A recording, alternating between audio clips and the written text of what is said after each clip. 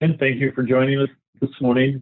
My name is Terry Donovan. I'm with South Vocational Rehabilitation Institute and also part of the Program Evaluation and Quality Assurance Technical Assistance Center, which is one of the sponsors of this morning's webinar with Mathematica. Or depending on where you are in the country, East Coast, you're working your way through lunch. Again, many of you have been on webinars over the years. The welcome screen is not a new thing. Again, if probably one of the bigger issues, if you are having difficulty with sound capabilities through your computer, those are the phone numbers and the webinar ID you can call to listen through the phone. And perhaps a little bit different in this webinar than in some others. We both use the Q&A box on your screen to ask a question of Todd or Purvi, and depending on the question, depending on what we think it looks in relation to what's being talked about at the time, we may ask Todd or Purvi to answer that question. We also will be having a Q&A session at the end of the webinar once we get started. Todd and Purvi's presentation is about 30 minutes, which should leave us probably, after some introductions, leave us 10, 15 minutes, maybe a little bit more to answer more of your questions. The questions we don't get to, we will send those to Todd and Purvi, and they will answer them. And then along with both the recorded webinar and the questions, we'll be posting those on our website. When we get to the end, Jennifer, who is the whiz at SVRI and doing that, will tell you more specifically about what will be happening after the webinar.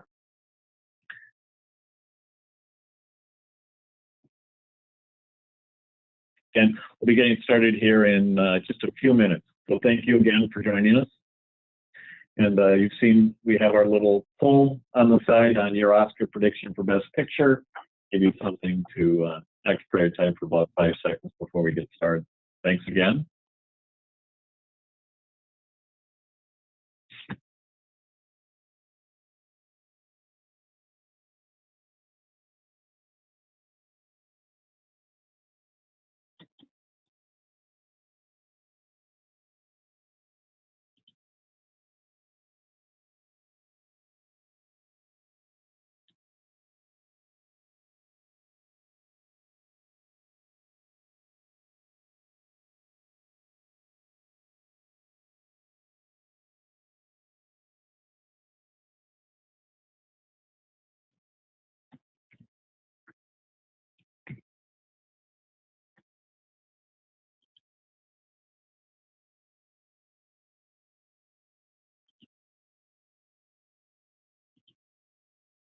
Okay.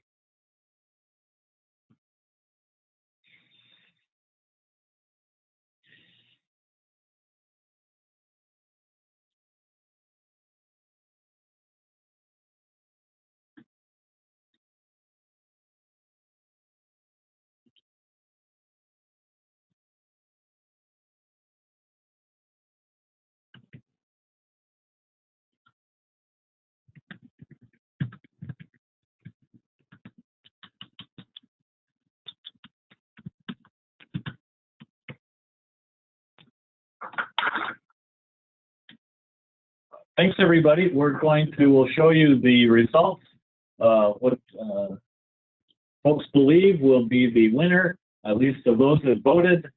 We believe Black Panther will take away the Oscar. Bohemian Rhapsody, close second. So thanks very much for that. We'll go ahead and get started with our webinar. Todd or Purvi, if you'd like to go ahead and share that would be great. Thank you. What I'd like to do is let you know that we at Program Evaluation and Quality Assurance Tech, along with Mathematica, are sponsoring today's webinar. The presenters will be Todd Honeycutt and Purvi Sabak. And we also will have another poll we'd like you to take a look at and answer while Todd and Purvi are introducing themselves. We're interested in sort of your knowledge on a couple of different things.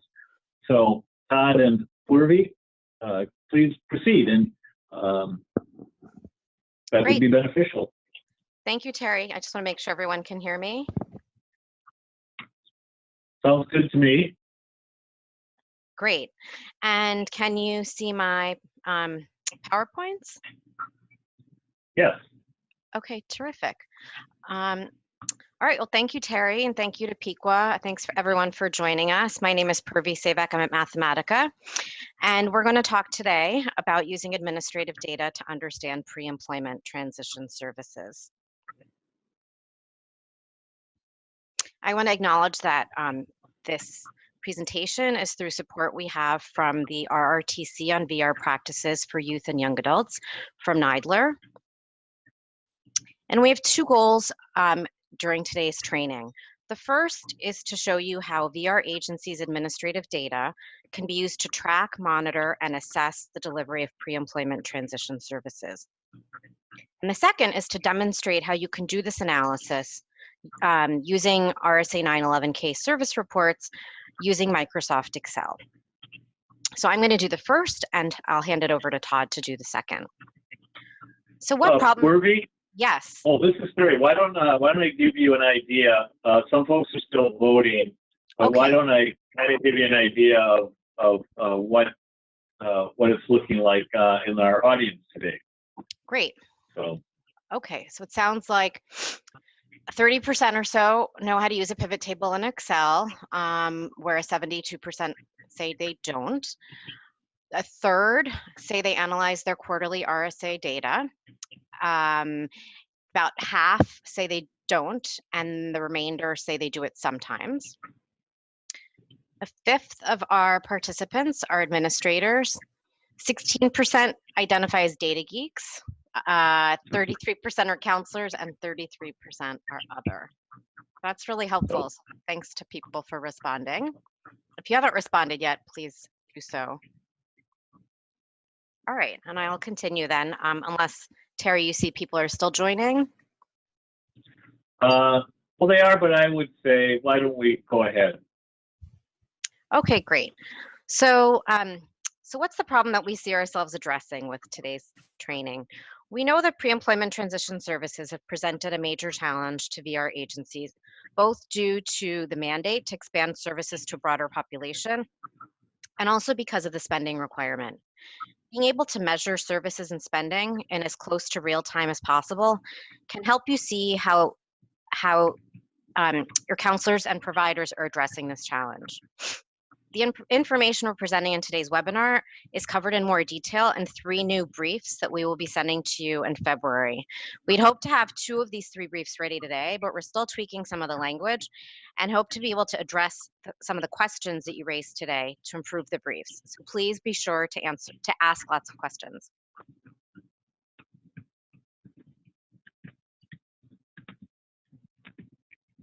So today we're going to talk about some ways you can use administrative data to track pre-employment transition services, as I said. We'll show examples using data from your quarterly RSA-911 reports and also more detailed administrative data. Our examples will illustrate how you can track services and expenditures, whether there are differences across the state or by providers.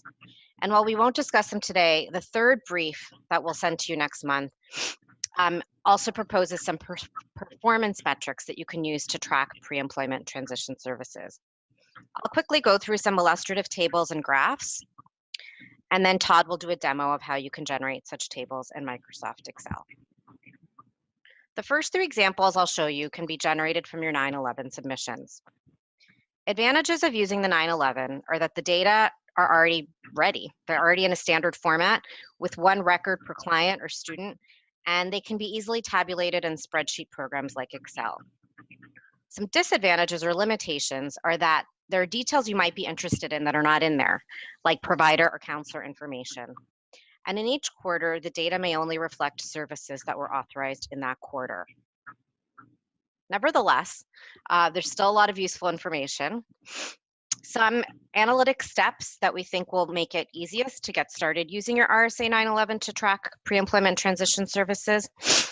First, because the files tend to be so large, we recommend that you limit, you shrink the file by limiting the records to the population of interest, so students and youth.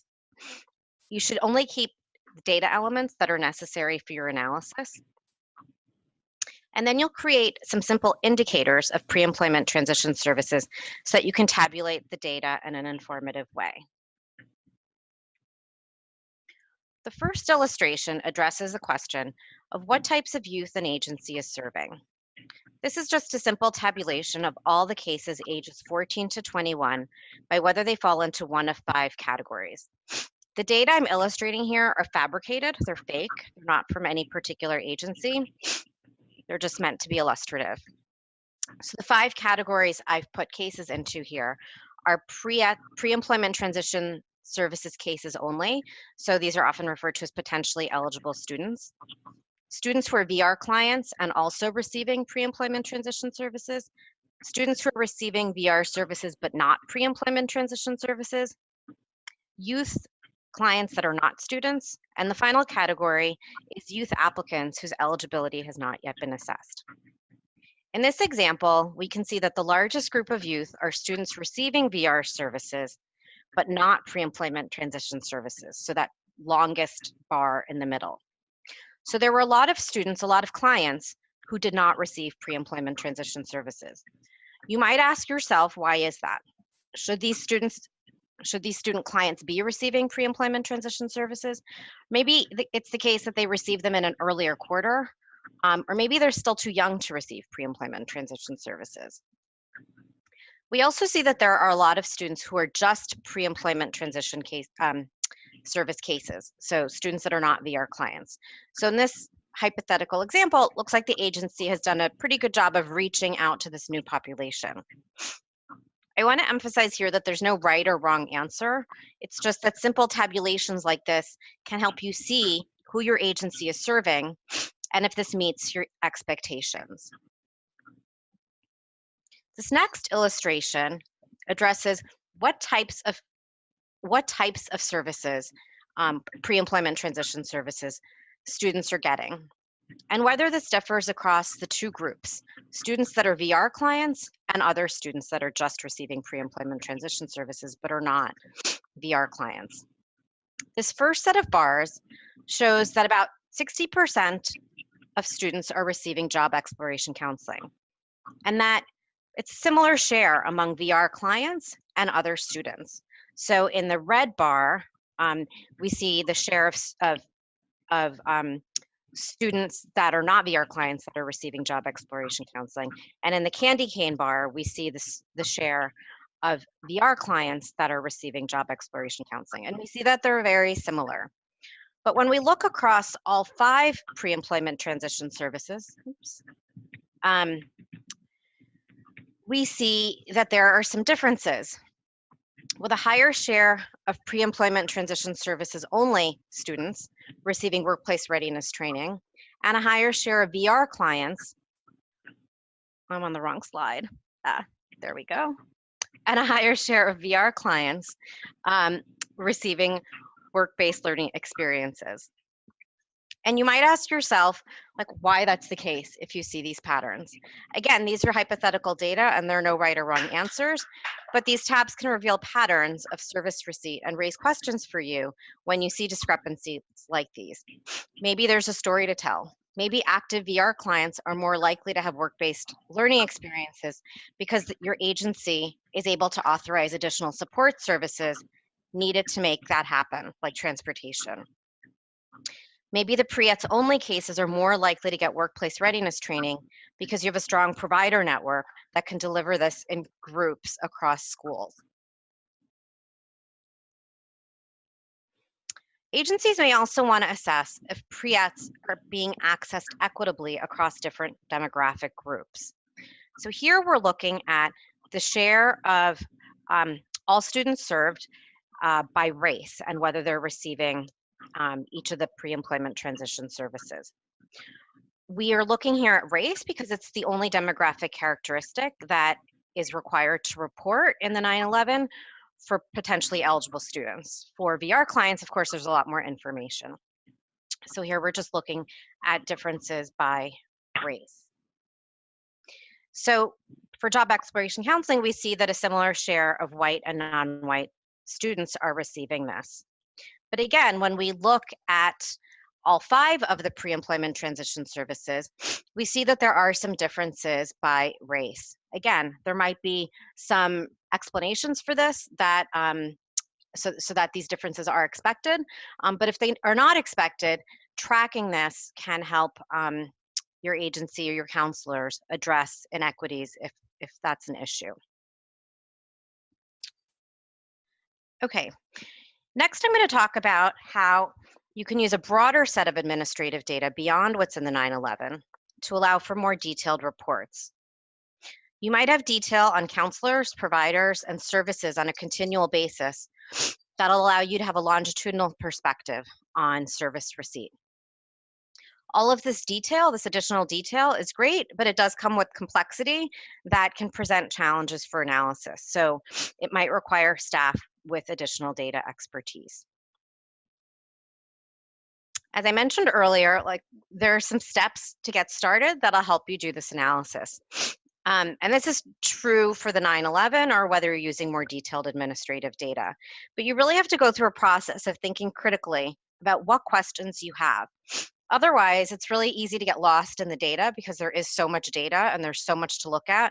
And of course, there's limited time and resources to do this sort of analysis. So we think it's helpful to define an analysis question upfront.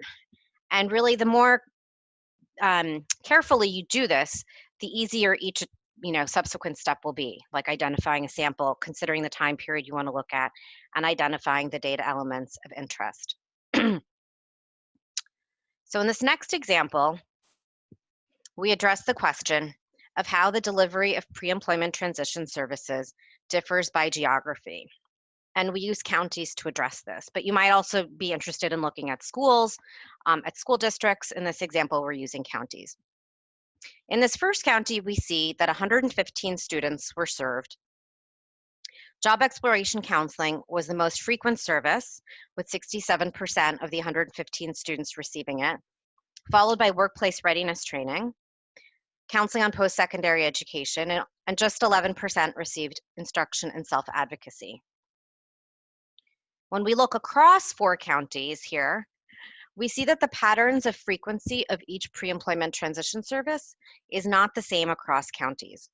For example, in counties 2 and 3, workplace readiness training is the most frequent, and in County 4, which only served 25 students, all students had work-based learning experiences. Again, there's no right and wrong answers, but by looking at these patterns, you can assess whether they meet your expectations. It could be that County 4, with just, it's very small, and they're better able to roll out pre-employment transition services widely, and that's why they were able to offer some of these services to 100% of their students, while in other counties, the rates were much lower. Another topic of interest is on spending. For example, at what rate are providers spending their contracted amount, or the amount the agency thought they would be spending? Here, the red bar measures the contracted amount for the provider. The first bar here is showing the total. It's measured on the left axis.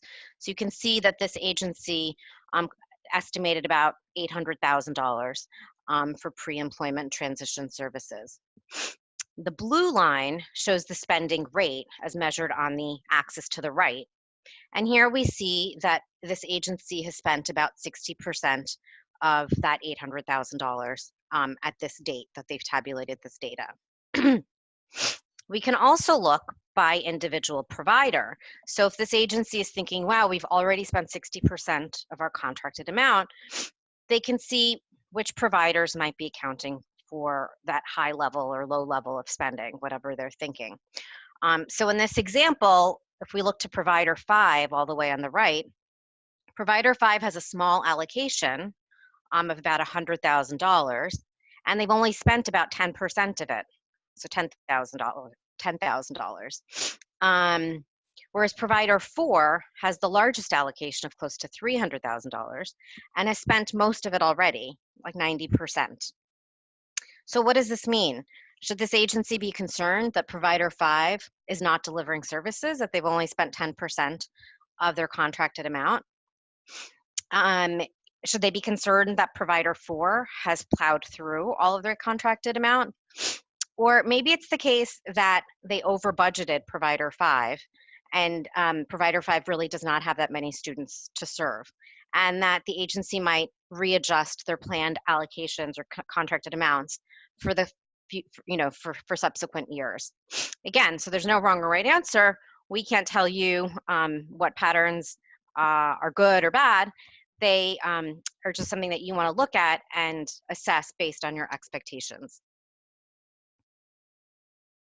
To conclude, VR agencies have rich data sources on pre-employment transition services, and you can draw on these data for descriptive analyses using readily available software that, as I mentioned earlier, Todd is going to show you some of that next. Periodic analyses can help your agency and your staff monitor who receives services, who provides services, the characteristics of youth receiving services. You can monitor costs and expenditures towards the 15% match. I didn't show you changes over time, but you can also look at changes over time, quarter by quarter, year by year. And as I said repeatedly, there are no right or wrong answers. Rather, the point is that you can monitor service delivery in close to real time and compare statistics with expectations, allowing you to inform your agency staff whether there are issues that you might need to address, and this can allow you to address them sooner rather than later. As I mentioned, we have 3 briefs that we're putting together. They're almost ready, that have a lot more detail on what we're presenting today. They'll be available on our website, which is on this slide, and we'll also try to send them to all of you that are participating in this training. We have a number of other resources on evaluation and monitoring on our website, and there's links here. We also have links to a number of other useful resources, including WinTAC and PequaTAC here. I have my contact information and Todd's contact information, and again, our RRTC website. And with that, I'm going to hand it over to Todd Honeycutt. Hi, everybody. I'm Todd Honeycutt, researcher at Mathematica. Before I move on to my part of the presentation, I do want to point out there was one comment from one of the attendees. When Purvi was talking about the example using race and pre-employment transition services, the point was that you need to compare that demographic information against the local demographic information of the entire population. And that's a good point. So when you're looking at demographic variables or geographic variables, you might want to have some kind of yardstick to use when you're making those kinds of calculations. So if you're, your county is an easy one. If you're serving X% of a population in the county, or X number of students in the county, you might want to think, okay, well, what's the distribution of all youth in the county? You can get that information from the Census Bureau or perhaps the local school district, something like that. But that's a useful point. Purvi, can you share the contact information real quick before we move on? There was another question. Yes. And the slides are on the Pequa website as well. Just a second. Sure.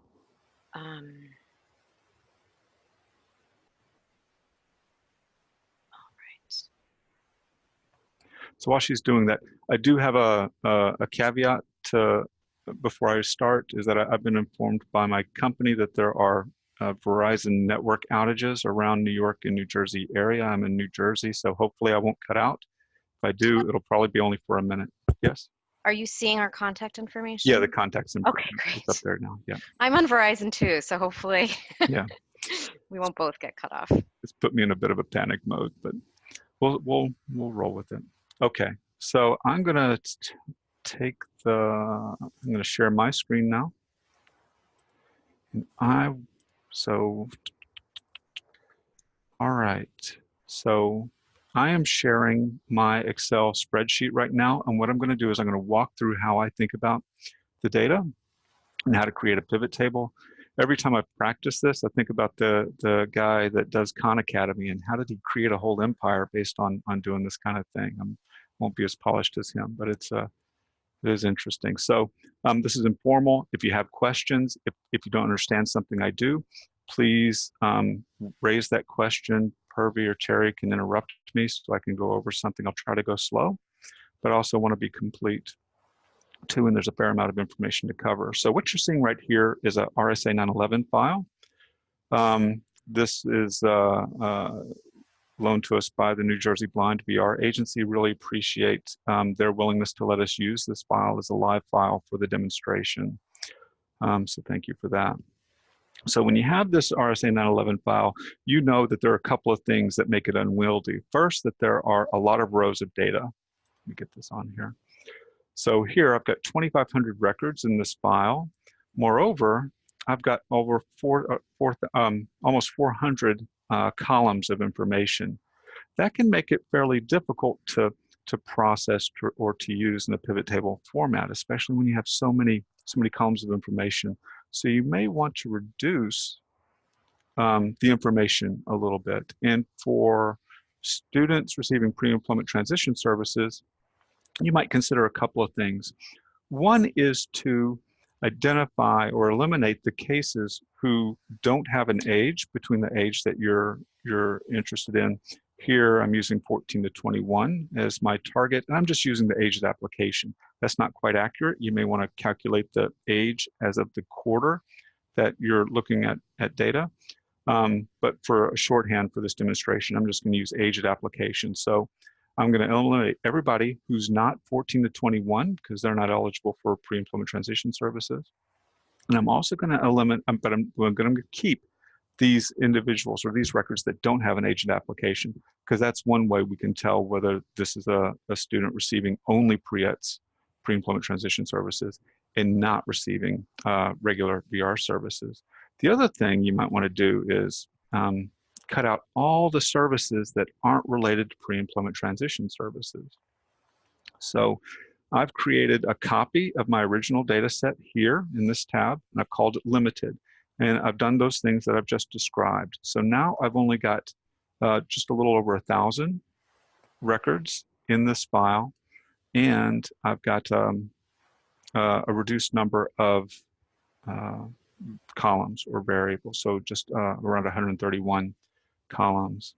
So the next thing I want to do with this file is I want to create some variables that help me analyze the data a little bit in a little bit easier way. So I create variables on client type and student, and here I'm just using an if statement. So right here I've got an if statement. So if there's an exit date in terms of a data element, then I set this as 0, otherwise, or I set this as 1, otherwise it's 0. And I've put my label in here, 1 equals closed, 0 equals active, because that'll help me later on, as you'll see. And then I've also identified students, and this is technically student with a disability. And if the value of that variable, student with a disability, is above 0, meaning it's 1, 2, or 3, then I set this variable here as 1, otherwise it's a 0. So now I can identify which cases are students and which cases are closed. Then the next thing I do is I create a series of indicators for each of the pre-employment transition services. So this is job exploration, this is work-based learning experiences, etc. And you can see that up here, I've just created an if statement with a series of or options. And when I double click on that, you can see that all I've done is said, okay, if my value for any service delivery for job exploration services is greater than 0, then this should be a value of 1. Otherwise, it's 0. So it's just a binary variable. And if I scan over here, all I'm doing with this formula is saying, if the service is provided through in-house through staff, if it's purchased, or if it's a comparable benefit, then set my variable to 0, otherwise set it, or I'm set it to 1, otherwise set it to 0. You see that there's no information in these fields for this case, but there is information for the next 5 cases. And when I go over here to check my data, then that is the case. I've got 0 for the first record, 1s for the next 5 records. So I do that for various variables, the variables I'm going to need for the analysis. I create a summary variable for any receipt of any pre-eds. I also create a flag for whether the individual receives only pre-eds. So that's part of the data preparation. And now I'm going to turn to creating a pivot table. Purvi, are there any questions on what I've covered so far that have been raised? No, not yet, but Okay. do ask questions. So I've set up my data. I've created this limited file. So what I want to do next is I want to create a pivot table. And I'm a big fan of pivot tables. I'm always asking the staff I'm working with to, have you used a pivot table? Can you use a pivot table to look at this? It's an easy way to do some quick looks of data. It's a descriptive look, but it can tell you it provide you with information about what's in your data. What do you have? What might you want to look at?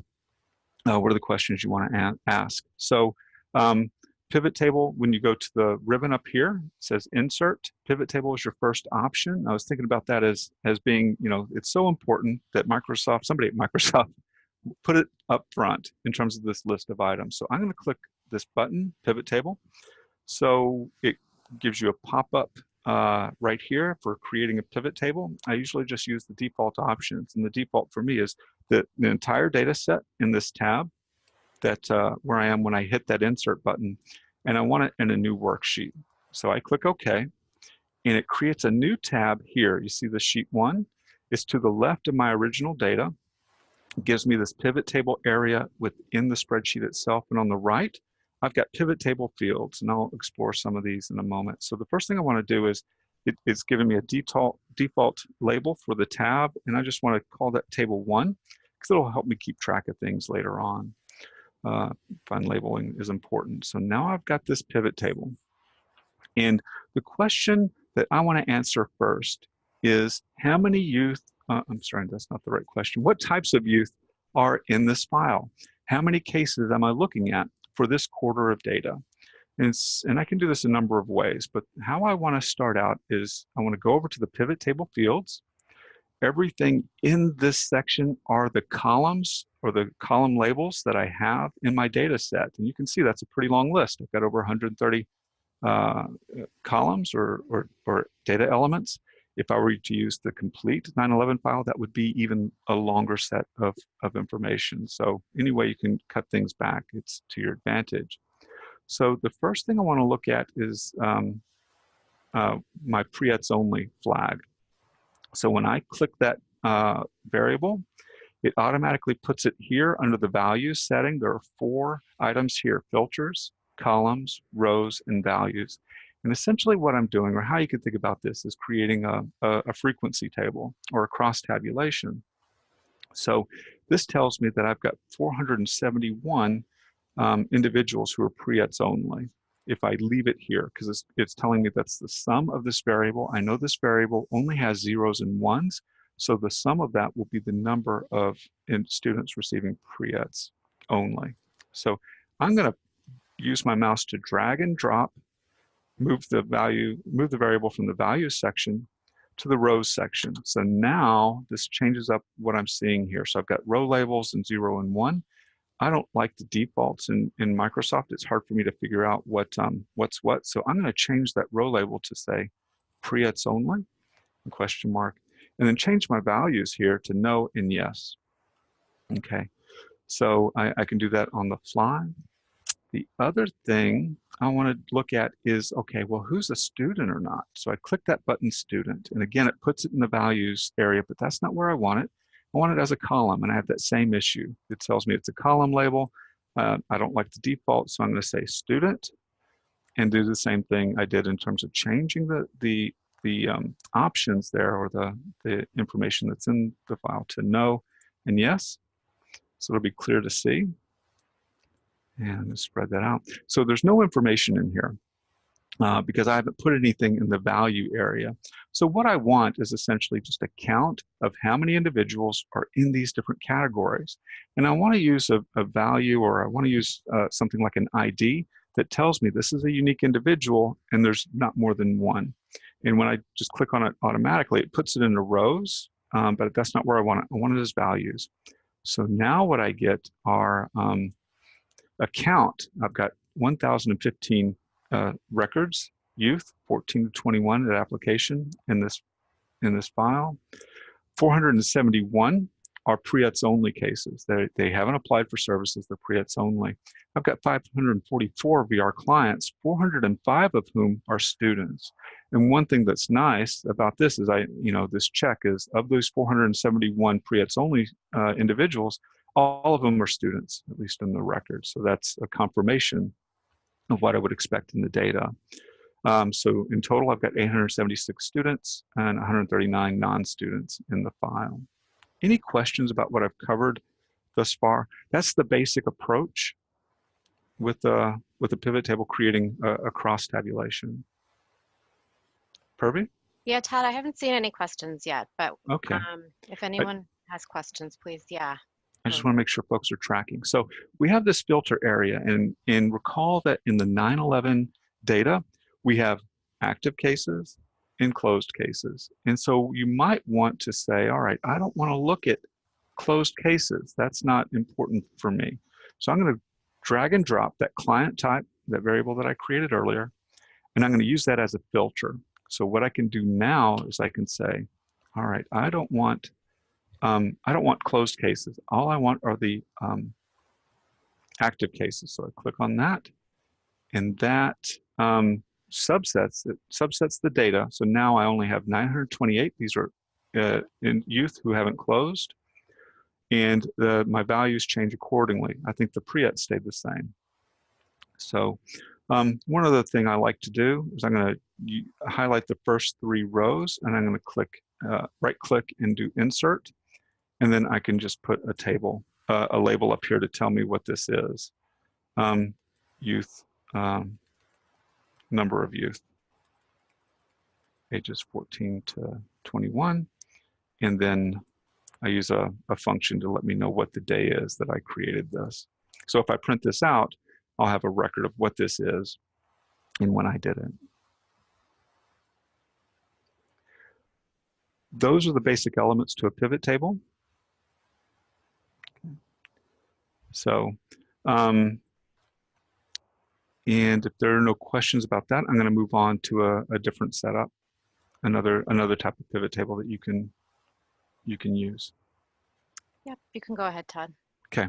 Actually, I have one question that just came in, which is, can you graph from the pivot table? That's a good question. Can you hold that question? I'll show you in the next example how you can graph using this. Great. Thanks, Todd. Okay. All right. So I'm going to go back to my original data. So the next question I might want to answer is, how many youth are receiving each type of pre-employment transition services? What are my counts of students receiving each? So I start off with the same process. I go to Insert, Pivot Table. Gives me these default settings. I want it in a new worksheet. I want all the data that I have here. And click OK.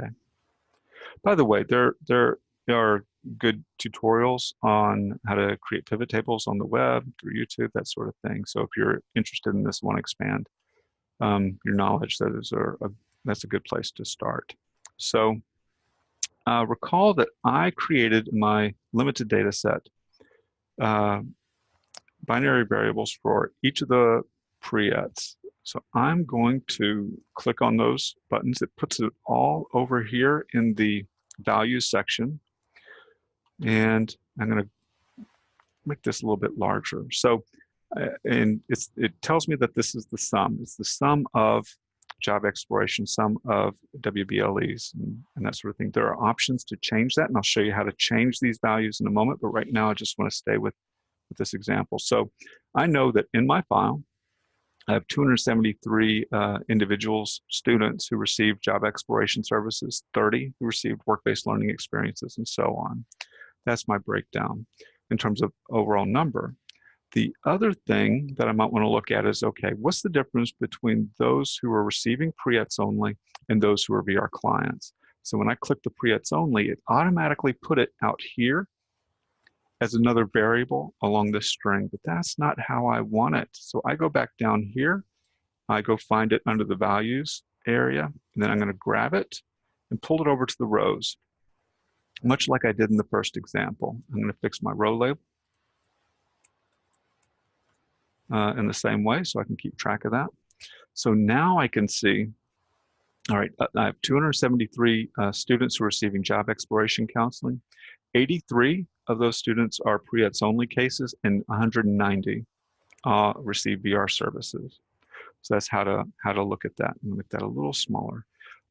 Recall that I may want to restrict the numbers to just looking at students and just looking at those who are active cases.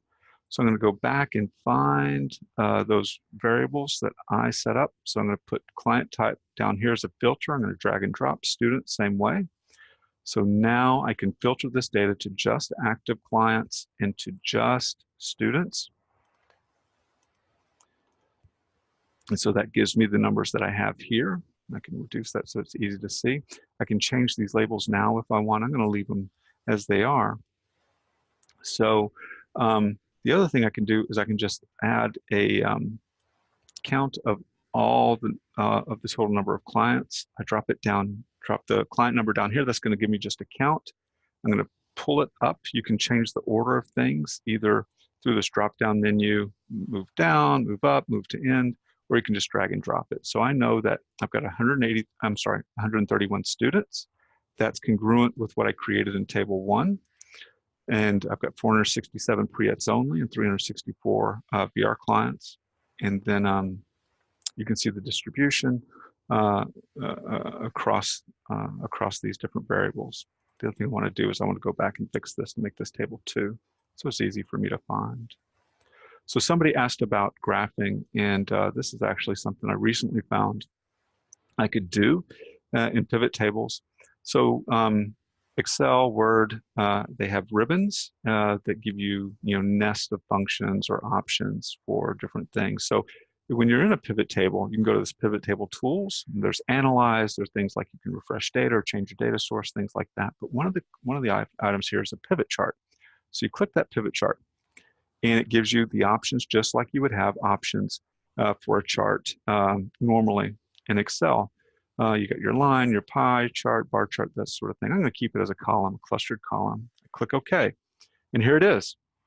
It looks a little different than what you may be used to in Excel, because you've got all these labels or things around it. And this is just how you set up your pivot table originally. So these are my filters up here. And note that I can adjust those in the chart. I've got my variables, and I can do things like, if I right click it, I can remove the field. So I've gotten rid of my count of cases, which is fine, but note that it also changed my pivot table as well. Now, I don't like the way this is set up, because it's hard for me to read. I know that the blue lines are the job exploration, and this is the no pre-ETS, this is the pre-ETS only. But what I can do is, if I go up here and I go up to design, I can switch my row and column, similar to what you can do in usual Excel, and it changes the figures. So now I can see, and adjust this a little bit so it's easier for you. Now I can see, okay, here's my job exploration, and here's the students who are VR clients, and here are the students who are pre-ETS only. It's flipped it, and so this is more interpretable in my view. But what it also did is it changed my pivot table. So whereas previously it was a long table, a wide table, now it's a long table. I've got my column labels here. I'm going to go back and relabel that as pre-ETS only. But that I think that's a pretty useful function. So it enables you to show your data graphically. Any questions, Purvi? Yes, there are a few questions. Okay. First, there was a comment which was about using the today formula to get the date on there, which the comment just noted that each time you open the workbook, the date will update, which might be something you don't want to do or something you do want to do. Yeah, that's a good point. That's a good point. It depends, yeah. And then we have a question asking about whether it's possible to create some lines of VBA code or other code to automatically populate these columns and the pivot table. And that is a, go ahead. And there was someone who seconded that question. Yeah, VBA is beyond my ability. I don't know how to do that. I would have to consult with somebody about that. That's not something I can do. But that's an interesting approach, because Because one of the things you may want to do is that every time you get an RSA-911 file or data extract some other way, you may want to just automatically run a series of numbers. Think of the monitoring reports or tables, graphs that RSA does, right? That's they take the data and they process it and come out with these different, tables and charts. And if you could automate that, if you could do that every time you run your RSA-911 file, that eases your burden. You don't have to sit here and create this every time. One thing you can do, and this gets a little bit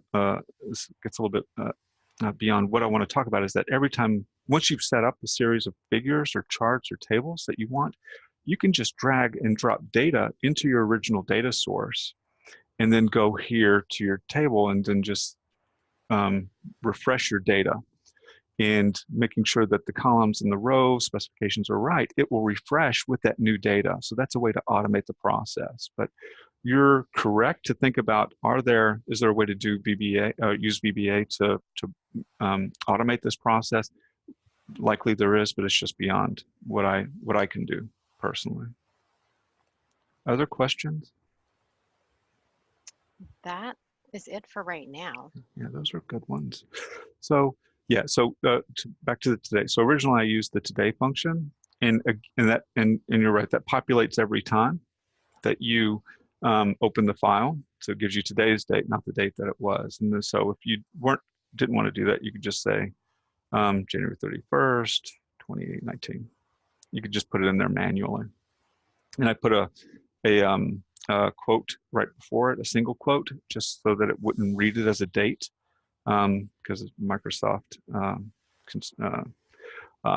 does some automation with dates that you may not want to mess with. So, all right, oh yeah, go ahead. Oh, another question relates to the kind of statistical function used here of sum, and whether you could use counts instead. Yes. Okay. So it depends on how the data are set up. And that's the next thing I wanted to show you. So right now in this file, we have counts. We know that there are 174 students who are VR clients who receive job exploration counseling, 83 who are pre-ETS only. And these are counts, or I'm sorry, these are sums. They're sums because I'm summing, the program is summing across summing the values of this measure. I know it's a 0, 1 option, so I know that the sum of that gives me 83 students and 174 students. But you can change this, and it depends on your data, how you set that up. So here, if I've pulled this right arrow down on the job exploration, and there's this option here, value field settings. So I'm going to click on that. And Microsoft gives you some stock functions. Sum, which it's using right now, count, and if I do that, count just tells me the number of individuals that have values in job exploration. That's not helpful for me in this instance because it doesn't tell me how many are getting job exploration counseling. It's just telling me who has a value, either 0, 1. The other thing you can, but there are instances where you may want to do that. If I had the case ID, here, then I would want to count, because that would tell me how many records I have in this situation. The one I want to show you, or I want to look at now, is an average. So if I get an average, okay, it does a couple of things. It does several things.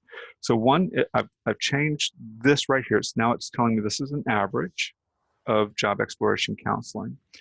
It tells me that the way to interpret this is that 48% of VR clients who have this restriction, they're students and they're active, receive this service. And 18% of pre-ETS only students receive this service. On average, across all my students with my restrictions, is 31%. And I don't like reading numbers as decimals, so I can highlight these cells and click this percent style up here and fix it. So it's 48, 18, and 31, right? So, so Todd, while the function there says average, it's really, as you formatted it there, percent, it's really the percent of students or percent of clients that are receiving the service. Right, and I know that because it's a binary variable. Yeah. If I were to look at cost or average hours or average wages, then this would just be an average. It would be the mean. So the other thing that this does is now this variable on job exploration is different than all of my other variables, right? And so when I go back down to my chart, my pivot chart, this value is still here, but because this is in units of 50, 100, 150, that percentage doesn't show up anywhere, right? I've got a discrepancy here.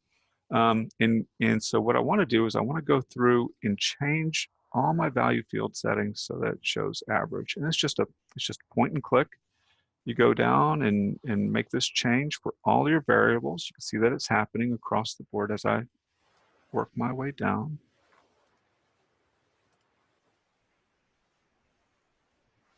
It's just like digging a ditch. And then what happens when I do my last one is my y-axis now changes so that it's proportional to the data that I have. And I can see, oh, let's fix these numbers up here. So I highlight that, drag and drop, change that to percent. And now my y-axis on my graph, it shows things in percentages, which is nice. And I can see right away that based on how I've cut the data and how I've restricted it, I don't know that that's the best way to do it, but this is what I'm doing here. You'll need to make decisions about how to cut the data, how to restrict the data, what populations to look at or samples when you're doing these kinds of analyses. But for the way I've cut the data, around 60% of VR clients received one or more PREET services during this quarter, and then about 21 or 22%, 23% of PREETs only students received one or more PREET services during this quarter. And you can see the distribution here. And then it gets back to some of the things Purvi was talking about during her presentation. What's the story here? What's the explanation? Is it because this is during the summertime and things weren't happening over the summer? Is it, are there various reasons? But that's part of why you would be doing this. What is the story here? What's the rationale? Is this what I expect? Would I like to see something different? And how to move the needle in that way. And that's pretty much it in terms of pivot tables. Those are the main tricks that I know. Once you have the basic format, then it's easy to manipulate. So well, actually, I'll pause there. Purvi, are there other questions that have come up? There are no other questions right now. Actually, hold on. I just see another question coming in. Would you be in a position to discuss some of the different ways that you are seeing PREETs only records being entered into the RSA-911 quarterly data? That is an excellent question, but I'm not sure that I think we'd have to ask the audience about that. That would be a fun roundtable discussion, because I don't know. I think, yeah, I just don't know how folks are putting in their pre-employment transition service data, and it may differ slightly across agencies. So. And Todd, I think you have about 5 minutes, so you might want to show. I think yesterday you showed me how you could change the category here from PREETs only to something else. That might be interesting to see. Yeah. So here, once I've got this set up and looking about like I want it, it's easy to say, okay, well, I don't want to look at it for the PREETs only group. That's not interesting to me. I can go down here and I can replace this with something else. So first, let me take up the, I'm going to say race. Let's put in race. It puts it in a weird place, makes things very busy. You want to control this. You want to be intentional with how you organize the information because it's got to be interpretable by you. I'm going to take out the PREETs only. So now my columns are race, and then my rows are each of the PREETs only services. And we can see here, for job exploration counseling of students who are Black, regardless of, and I just remember to change out your labels when you make these kinds of changes. So race, among students who are Black, regardless of PREETs only status, 34% receive job exploration services, 32% of students who are white receive job exploration services, so it's roughly equal across these groups. You have to be mindful when you're using things like race or other variables, what your sample size is. So, you know, we wouldn't want to be pulling information on 1 or 2 cases, which, you know, other and not reported here may be fairly small, but you can just see the distribution here. It's simple. Once you get your basic table set up, to add variables. And then the other thing you can do in this situation, is too late for me now. You can right click on your tab. So I've right clicked on table 2. I can move or copy, and I can create a copy of my sheet. I can put it after table 2. So it gives me, or you should have put it after table 2. So this is the same information. And what I can do is just change this to table 3. I've got the same format, and now I can make changes without it affecting my original table. So that copy function is really useful.